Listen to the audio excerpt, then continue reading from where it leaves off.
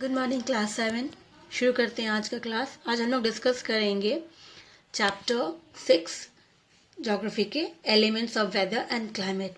ये ऑलरेडी भी हम लोगों ने स्टार्ट कर चुके हैं और इसके पहले वीडियो में हम लोगों ने डिस्कस किया था कि वेदर किसे कहते हैं और क्लाइमेट्स किसे कहते हैं और उनके बीच में जो डिफरेंसेस है वो कितना है। ना उसके बाद हम लोगों ने स्टार्ट ही किया था elements of weather and climates, just एक ही फैक्टर्स को डिस्कस किया था। तो आज उसी से शुरुआत करते वापस से रिपीट करते हुए हम लोग आगे बढ़ते हैं। तो सब टॉपिक जो आज हम लोग वापस स्टार्ट करेंगे, जो स्टार्टिंग है elements of weather and climates का, कि दियर नंबर ऑफ फैक्टर्स, बहुत सारे फैक्टर्स है जो अफेक्ट करती है वेदर्स को एंड क्लाइमेट्स को ऑफ एनी प्लेसेस। तो वो सारा कौन कौन सा? सबसे पहला आता है atmospheric temperature, pressure, humidity, wind, precipitation, sunshines, these are the importance। और इसमें से हम लोग ने सबसे पहला वाला जो डिस्कस किया था लास्ट क्लास में, एटमॉस्फेरिक प्रेशर। तो आज वापस से यहीं से शुरुआत करते हैं ताकि एक बार वापस से रिवाइज हो जाएगा। Now what is atmospheric pressure और एटमॉस्फेरिक टेम्परेचर? तो हम लोग एटमॉस्फेरिक टेम्परेचर जो इम्पोर्टेंट है और ये इम्पोर्टेंट फैक्टर्स है क्लाइमेट्स एंड वेदर्स की। तो एक्चुअली इसे कहते क्या है? एटमॉस्फेरिक टेम्परेचर मोस्टली क्या है, रिफर करता है कि पर्टिकुलर कोई भी जगह हो, उस एरिया में जो एयर है वो हॉट है या कोल्ड है।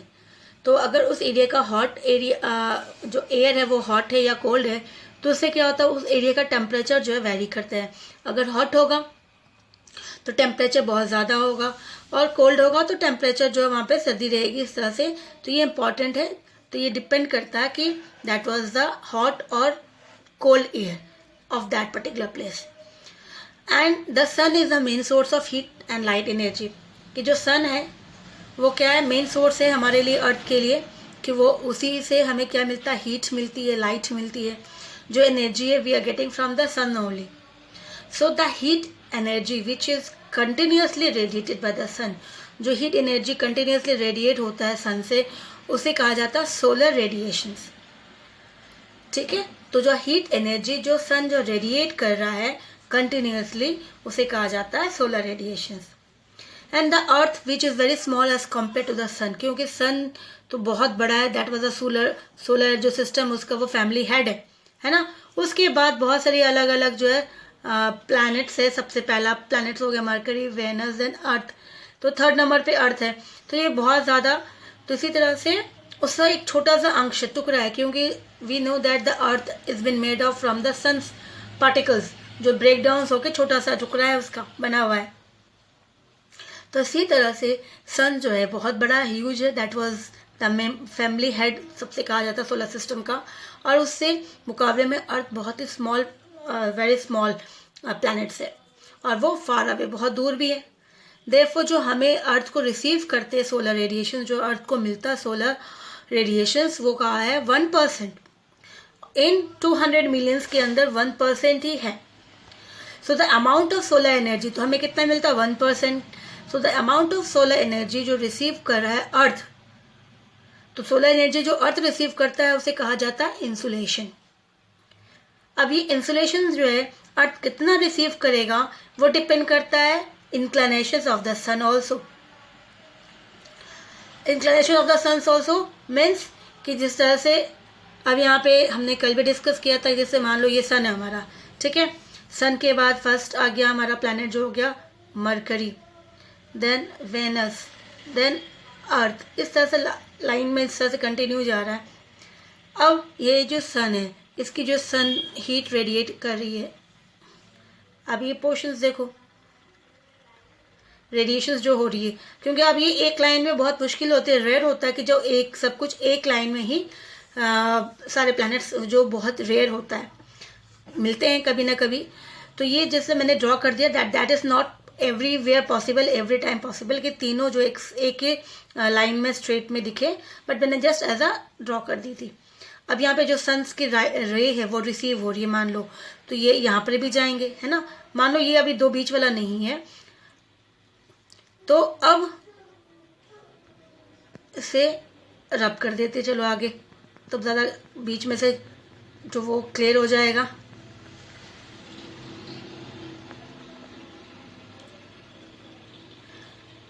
अब मान लेते हैं कि जो सन्स की अब ये वाला है ना, तो ये वाला जो हीट मिल रहा है अर्थ को, ये कौन सा पोर्शन मिल रहा है, that was the equatorial middle वाला। तो ये वाला एरिया को सबसे ज़्यादा हीट मिलेगा अर्थ को, and the north portion and the southern portion जो है वो रिफ्लेक्ट मोस्टली वो इंक्लाइन हो गया।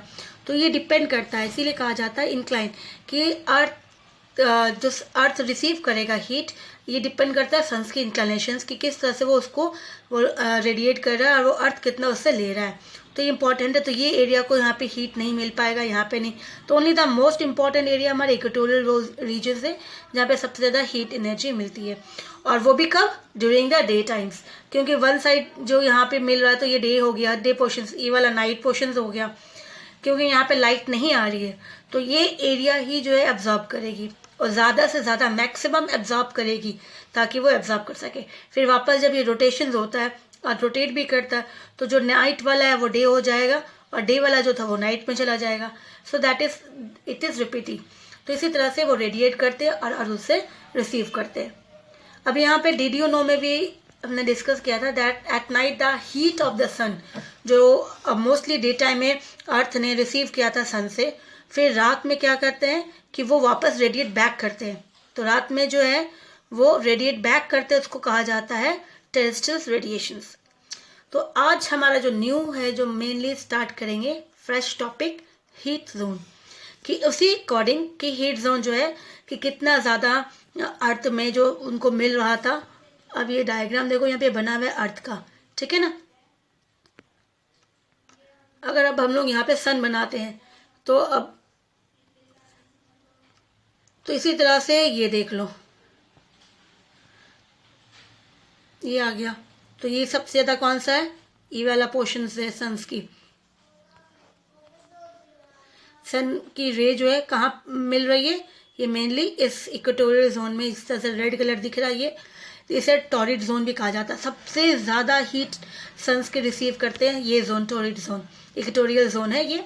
उसके बाद आ जाता है टेम्परेट जोन, एंड जो नहीं मिल पाता है वो है north pole and the south pole, जिसे फ्रीजेज जोन के नाम से, क्योंकि यहाँ पे बहुत ज़्यादा सर्दी है, बहुत ज़्यादा ठंड है, ग्लेशियर्स है, because the area it's not receiving sun's ray, that is solar radiations, पूरी की पूरी उनको नहीं मिलती, बहुत ही कम मिलती है, जिसके कारण वो एरिया बहुत ज़्यादा ठंडा है। ठीक है, तो इसी तरह से ये हीट जोन को डिवाइड किया गया particular into 3। First is torrid zone, the next is temperate zone and the last one is frigid zone. तो इस तरह से ये जोन जो है हमारा अर्थ में, इसको डिवाइड किया 3 जोन में। अब आगे बढ़ते हैं, फैक्टर कंट्रोलिंग द टेम्परेचर। तो जो टेम्परेचर है, किसी में बहुत ज़्यादा है, किसी में कम है, ये डिपेंड करता है किससे। तो व्हाट आर द फैक्टर्स जो कंट्रोल करता है टेम्परेचर्स को। तो सबसे पहले है लैटिट्यूड। तो लैटिट्यूड क्या है, हम लोग ने पहले क्लासेस में भी डिस्कस किया हुआ है, वापस से एक बार रिकॉल कर लेते हैं। लैटिट्यूड्स क्या है, जो ईस्ट एंड वेस्ट को, दैट वाज इक्वेटर्स है जो रन करता है 0 डिग्री, है ना वो। तो इसी तरह से जो लाइनिंग, इमेजिनरी लाइन जो रन करती है मिडिल ऑफ द अर्थ से मूव करती, लाइन ज्वाइन करती ईस्ट टू वेस्ट और west to east, that is called latitude. और जो नॉर्थ टू साउथ ज्वाइन करते हैं वो हो गया हमारा लॉन्गिट्यूड। तो यहाँ पे लॉन्गिट्यूड के बारे में तो पूछा ही नहीं है, सिर्फ लैटिट्यूड्स कहा गया। तो इस तरह से लैटिट्यूड्स में अगर हम लोग देखते हैं तो यहाँ पर हमने क्या देखा था कि इक्वेटोरियल जोन जो था, दैट वाज दिस वन, उसे हमने क्या बताया था, सबसे ज़्यादा हीट रिसीव करती है टॉरिड जोन। तो टॉरिड जोन जो है यहाँ पर, तो सबसे ज़्यादा हीट रिसीव करने वाला है। तो ये क्या हो गया, लैटिट्यूड वाला पोर्शन आ गया। तो इसीलिए इम्पॉर्टेंट है कि फैक्टर कंट्रोलिंग टेम्परेचर, तो सबसे पहले आ गया लैटिट्यूड्स। तो ये हो गया उसका इम्पोर्टेंस कि इस एरिया में, इस लैटिट्यूड्स के अंदर सबसे ज़्यादा हीट रिसीव करता है। सो temperature of the place depends upon the latitude of a place. कि कोई भी टेम्परेचर है वो सबसे पहले डिपेंड किया जाता है कि वो कौन सी लैटिट्यूड में आता है। So place closer to the equators, जो इक्वेटर्स के क्लोज में, जैसे ये आ गया 0 डिग्री इक्वेटर हो गया। उसके बाद नेक्स्ट क्या आ गया, नेक्स्ट जो है ये 0 डिग्री हो गया, ये 0 डिग्री हो गया, तो ये 23.5 डिग्री नॉर्थ हो गया। तो ये वाला हो गया 23.5 डिग्री साउथ हो गया। तो ये नॉर्थ एंड साउथ वाला, तो ये दोनों एरिया, तो नियर द इक्वेटर ये वाला tropic of Cancer and tropic of Capricorn हो गया. So hotter as compare to the places away from the equators. के बाद वाला जो होता है टेम्परेट जोन, वो बहुत दूर हो गया इक्वेटर से. टेम्परेट जोन जो है बहुत दूर हो गया. टी फॉर टेम्परेट लिख देते हैं यहाँ पे. टेम्परेट जोन बहुत दूर हो गया, तो ये इतना ज़्यादा गर्म नहीं रहता है. और उसके बाद नीचे वाला तो फ्रिजिड जोन, तो एकदम उनको हीट नहीं मिल पाती है. तो इसी तरह से जितना अगर इक्वेटर के पास रहेगा वो एरिया, वो गर्म रहेगा. और इक्वेटर से जितना दूर जाएगा वो एरिया क्या हो जाएगा, it will receive less heat and it will be colder. So this is because the equator and the places near the equator receive the vertical ray of the sun. क्योंकि इस एरिया को vertical raise मिलती है सन की, जिसके कारण वो गर्म रहता है. Vertical rays of the sun where the places away from the equator receive the slanting rays of the sun. So due to the curvaceous of the earth, हमने देखा क्योंकि अर्थ भी जो है मोस्टली एकदम राउंड नहीं है ना, क्योंकि ये थोड़ा सा यहाँ पे क्या बल्कि फ्लैट, यहाँ पे तो फ्लैट दिख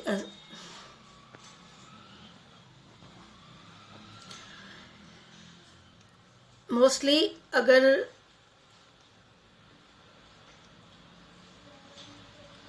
अर्थ में देखा गया कि ये बल्गी के साइड में रहता है. ईस्टर्न एंड वेस्टर्न साइड का बल्ग जैसा बहुत होता है. और फ्लैट कहाँ रहता है, नॉर्थ एंड साउथ पोल में, जिस तरह से वो फ्लैट टाइप का रहता है. तो इस तरह से है ना. तो इसी तरह से मान लेते हैं कि इस तरह से शेप्स है, एकदम टोटल राउंड नहीं रहता है. तो इसी तरह से ये शेप्स में अब ये अर्थ की जो हीटिंग है, ये मोस्टली इस पोर्शन को सबसे ज़्यादा मिलेगी. और ये पोर्शन जो है उतना हीट रिसीव नहीं करेगा, क्योंकि अर्थ जो है लाइट वापस से रिफ्लेक्ट करके चली जाएगी इस तरह से रेज. ये चीज़ें हो गई इंक्लाइनेशन, इसीलिए कहा गया स्लैंटिंग रेज जो है, इनको स्लैंटिंग रेज मिलेंगे north pole and south poles area, the area away from the equator. या फिर लैटिट्यूड जो है इक्वेटर से जो दूर वाली है, उसको बहुत ज़्यादा सन्स की रेडिएशन नहीं मिलेगी, because they are getting slant जो है वो मिल रही है इसके कारण. So the vertical rays are concentrated over the smaller area, therefore they heats up the earth more as compared with the slanting ray. So जो जिस एरिया को वर्टिकल रे मिल रही थी, जहाँ पे डायरेक्ट मिल रहा था रेज इक्वेटर्स एरिया को, है ना, वो एरिया सबसे ज़्यादा हीटेड होगी. और इस एरिया में ऊपर वाला पोर्शन उसको बहुत कम मिलेगा, तो वो क्या हो जाएगा, इसे स्लैंटिंग रेज मिल रही है तो वो हीट उतना ज़्यादा नहीं दे पाएंगे. तो इसीलिए कंपेरेटिवली, तो इसका इम्पोर्टेंस, इसीलिए लैटिट्यूड्स की इम्पोर्टेंस है. उससे पहले एक बार ये जो टेबल्स है, यहाँ पे टेबल्स दिया गया है, हीट जोन कौन कौन सी है, कौन सी एरिया में आती है और कितना रिसीव करते हैं. ठीक है, जो अभी हम लोग डिस्कस किया उससे टेबल्स बना के रखा है. अब हम लोग आगे बढ़ते हैं ऑल्टीट्यूड्स में. तो ऑल्टीट्यूड्स क्या हो गया, हाइट कि अब यहाँ पे ऑल्टीट्यूड्स में आ गया हाइट की. टेम्परेचर जो है वी ऑल नो दैट कि जैसे ही अगर हम लोग माउंटेनियर्स में ऊपर अगर जाते हैं, माउंटेन्स पे जैसे चढ़ाई करते हैं, तो ऊपर में क्या हो जाता है कि हाइट जैसे बड़ी है, क्योंकि प्लेन एरिया में यहाँ पे अगर नीचे एरिया जो प्लेन्स एरिया है वहाँ पर टेम्परेचर्स जो है ज़्यादा मतलब यहाँ पे गर्मी है मोस्टली, ठीक है ज़्यादा. लेकिन जैसे जैसे हम लोग ऊपर जाते हाइट में जाते हो तो टेम्परेचर डिक्रीज़ होता है, मतलब टेम्परेचर में कमी आती है. तो अगर नीचे मान लेते हैं, यहाँ पे मान लेते कि यहाँ पे 15 डिग्रीज़ है, तो जैसे ही ऊपर मूव करते हैं तो यहाँ पे हो जाएगा 10 डिग्री, फिर उसके ऊपर और जाते हैं तो 5 डिग्री, उसके ऊपर और जाएंगे तो माइनस डिग्री, 0 डिग्री के बाद माइनस डिग्री भी आ सकती है. तो इसी तरह से टेम्परेचर्स जो है डिक्रीज़ होती है, हाइट इंक्रीज़ होता है तो टेम्परेचर डिक्रीज़ होता है. तो that is called altitudes, height of the sea level. अब यहाँ डिस्कस करते हैं, देखते हैं कि यहाँ पे क्या बताया जा रहा है कि the temperature of the place decreases, कि कोई भी प्लेस की टेम्परेचर डिक्रीज़ होती है with increase in its altitudes. तो जैसे ही वो उसकी ऑल्टीट्यूड इंक्रीज होती है, हाइट बढ़ती है, तो टेम्परेचर नीचे आ जाता है. तो टी फॉर टेम्परेचर डिक्रीज हो जाता है, और हाइट जैसे ही ऊपर जाती है H4 हाइट, तो वो टेम्परेचर डिक्रीज हो जाता है. तो दैट इज़ द फेनामेना. ये फेनामेना जो है और इसी के अकॉर्डिंग चलता है. So the layer of the atmosphere closest to the earth surface. तो जो लेयर्स, जो लैटिट्यूड्स जो भी है, वो अर्थ के जो एटमोसफियर्स है सबसे ज़्यादा जो क्लोज रहेगा, तो वो क्या रहेगा, डेंस रहेगा.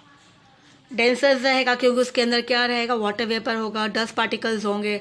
तो water vapour and dust particles क्या करेंगे, they will absorb more heat. अगर इसकी डिटेल्स में जाते हैं तो ये रीज़न है कि जो एटमोसफियर है अर्थ सरफेस के क्लोज होते हैं जो ज़्यादा, तो उसमें ज़्यादा डेंस होते हैं, कंटेंट होता है उसके अंदर।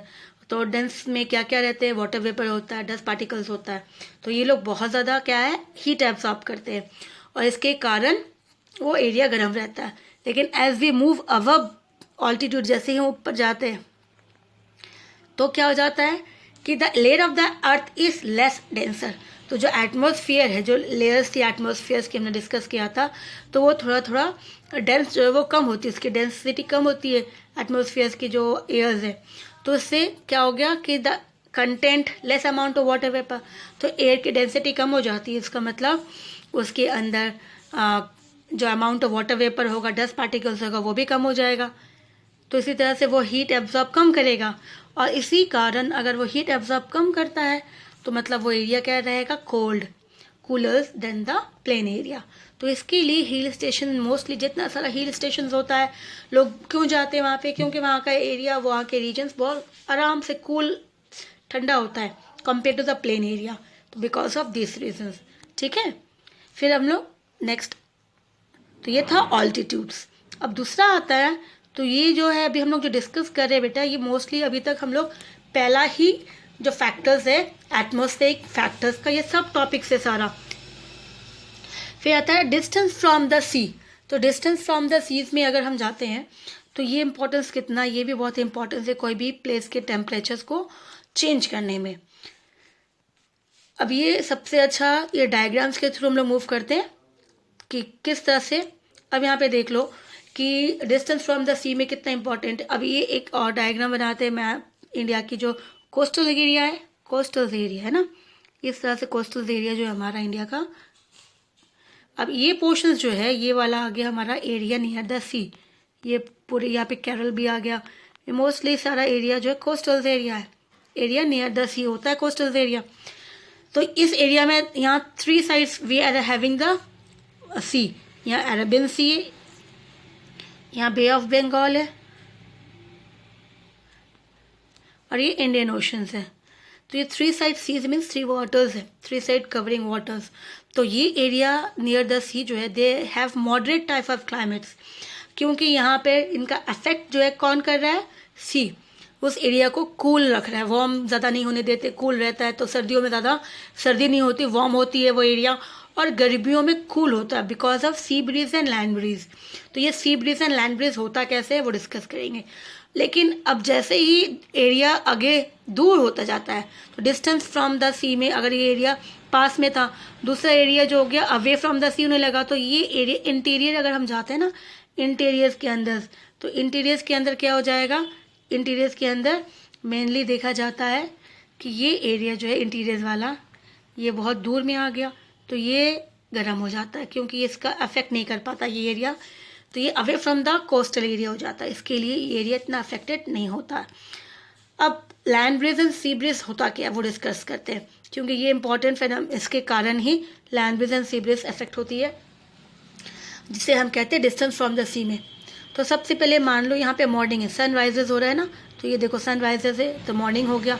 तो मॉर्निंग में क्या होती है, जो हीट रिसीव हो रही है, तो हीट जो रिसीव हो रही है, तो हीट सब जगह जा रहा है, यहाँ पर भी लैंड में भी जा रहा है। तो यहाँ पर सबसे ज़्यादा हीट जो रिसीव करी दोनों साइड से जा रहा है, but land water it will take time to get warmer.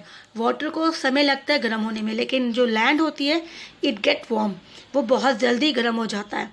So the area, the air above the land, तो लैंड के ऊपर जो एयर है वो भी क्या हो गया, वो भी गर्म हो गया, गर्म हो गया। गर्म होते क्या हो जाता है, वो हल्का हो जाता है, देन इट्स राइजेस अप। तो एयर जो है लैंड के ऊपर वो गर्म हो गया because of the sun heated the land first, उसने लैंड को गर्म किया। लैंड के ऊपर जो एरिया था, एयर था, वो गर्म हो गया। अब वो गर्म होने के बाद जब वो ऊपर राइज होने लगा warm air, because it is cooler means lighter, वो लाइट होता है तो ऊपर चलने लगा। तो जिस तरह से फिर वो मूव करेगा, कहाँ पे मूव करेगा, टुवर्ड द कोल्ड एरिया। तो कोल्ड एरिया कौन सा, सी साइड, क्योंकि सी साइड में जो वाटर है इससे वार्म होने में बहुत समय लगता है। क्योंकि जैसे साइंस में वो पता है कि वाटर टेक्स बॉइलिंग का 100 डिग्री टेम्परेचर चाहिए होता है बॉयल होने में, तो इसको बहुत समय लगता है, मॉर्निंग से इवनिंग हो जाता है तब तक ये गर्म होता है। तो इस तरह से एरिया जो सी की साइड वाला है वो एरिया जो है ठंडा है, और तो एरिया एयर अबव द सी जो है वो कूल है। तो कूल एयर क्या होता है, वह लाइट नहीं होता, वो हेवी होता है, तो वो ब्लो करेगा नीचे की तरफ, वो नीचे की तरफ ब्लो कर रहा है। तो जैसे ही वार्म एयर ऊपर जा रहा है तो ये एरिया वैक्यूम हो जाता है। तो पता है ना साइंस में ये भी चीज़ है कि कोई भी चीज़ वैक्यूम नहीं होती है। तो जैसे ही गर्म हवा ऊपर जाता है ठंडा हवा उसको रिप्लेस कर लेता है, तो ये साइकिल चलता रहता है। तो ये ठंडी हवा जो है सी से लैंड की तरफ आ रही है, कब, मॉर्निंग में, मॉर्निंग के अंदर, डे टाइम, ठीक है, डे टाइम, डे मेंशन करते हैं डे टाइम में, तो इसे कहा जाता है। तो ये ब्रीज कहाँ से आ रही है, सी से, तो इसे सी ब्रीज के नाम से कहा जाता है, ठीक है। तो ये सी ब्रीज हो गई, इसका फेनोमेना सी ब्रीज हो गया। वहीं पर ये लैंड ब्रीज भी है। लैंड ब्रीज कब होगा, ये ऑपोजिट रिवर्स हो जाएगा। जितना समय लगा लैंड को, जितना जल्दी वो गर्म होता है उतना ही जल्दी वो हीट को रेडिएट भी करता है, वापस छोड़ देता है, ठंडा हो जाता है। तो जितनी जैसे सनसेट हो गया, नाइट हो गई, तो लैंड गेट कोल्ड, आराम से वो ठंडा भी हो गया। लेकिन अब शाम तक तो पानी गर्म हुआ था, तो अब जो एयर था सी के ऊपर अब वो वार्म हो गया, वो गर्म हो गया, तो वार्म एयर राइजेस अप, ये ऊपर राइज हो गया वार्म एयर, ठीक है। अब लैंड क्या, जो एयर है लैंड के ऊपर वो ठंडा हो गया, तो वो ठंडा एयर कहाँ मूव करेगा, टुवर्ड द सी, और वार्म एयर मूविंग अप। तो ये वार्म एयर मूव करके अब जाके वापस इस तरह से रिप्लेस कर रहा है, दिख रहा है। तो ये हो गया, तो यहाँ पे उल्टा रिवर्स हो गया कि जो हवा मॉर्निंग में सी से लैंड की तरफ जा रही थी ठंडी हवा, तो वो हो गई थी सी ब्रीज। अब जो नाइट में ज़मीन ठंडा हो गया और पानी अब गर्म है, तो यहाँ से ठंडी हवा कहाँ जाएगी, सी की तरफ, तो ये हो गया। तो ये हवा लैंड से जा रही है, तो ये हो गया लैंड ब्रीज, ठीक है। तो ये फेनोमेना है, और जो एरिया कोस्ट के पास रहता है ये बहुत ज़्यादा इफेक्ट करता है उस एरिया को, उस एरिया के टेम्परेचर्स को रिड्यूस करने में, कम करने में, ठीक है। तो ये कंडीशन से ये इंपॉर्टेंस थी land breeze and sea breeze की। अब नेक्स्ट जो है हमारा वो विंड, ठीक है। तो ये विंड जो है हम लोग नेक्स्ट क्लास में करेंगे, क्योंकि थोड़ा थोड़ा ये समझ में आना चाहिए आपको सही से, इसलिए we will start the new topic, sub topic wind in the next class. Thank you.